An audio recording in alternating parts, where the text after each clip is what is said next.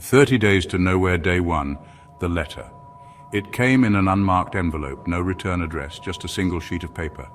Dear citizen, our records indicate you owe $14,372.61 in back taxes, fees, and penalties. You have 30 days to pay in full. Failure to comply will result in wage garnishment, asset seizure, and legal action. Thank you for your cooperation. United Revenue Department. David stared at the number. 14 grand. He barely had enough to cover rent, gas, and groceries. He did everything right, clocked into work on time, paid his bills, didn't blow his money on stupid things. Yet, here he was. 30 days to pull a miracle out of thin air. And so the game began. Day 5. Hustling. First, he sold everything he could live without. TV, gone. Laptop, gone. His old guitar, the one he swore he'd pick up again someday, gone. He listed his car next, not like he could afford gas anyway. $3,800 in hand, not even close. Desperation set in. He started looking at side gigs, the kind of work nobody wanted to do. He delivered food until 3 a.m. Tips sucked. He took up odd jobs, assembling furniture, hauling junk, cleaning houses for rich people who barely made eye contact. $6,200 now, still bleeding time.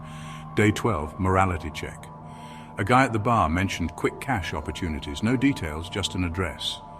David told himself he wouldn't do anything illegal. But then he stood in front of that house, cash waiting inside, and thought, what's one bad decision when you're already drowning? The job, driving, just taking a guy from point A to point B, no questions asked. Simple, right? He did it, got $2,000 for his silence. Still not enough. Day 20, the line. A man approached him outside a gas station. You want to make real money? David hesitated, then nodded. The offer, $5,000 to be a decoy. Walk into a store, get the cameras on him, make a scene. Meanwhile, something else happened elsewhere, something bad. David stood at the edge of his morals, looking over. Then he stepped off. He played the role, got paid, never knew what happened after. $11,200 now. He was almost there. Day 29, the final push. 1 day left. The only thing left to sell, himself. Rich people paid for weird things. One guy wanted to record him eating a steak in silence, $500.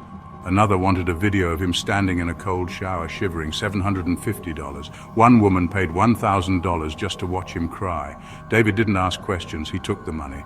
At 11:57 p.m. he had it all, $14,372.61. Day 30, square zero. He walked into the government office, envelope in hand. The clerk barely looked at him as she took the money.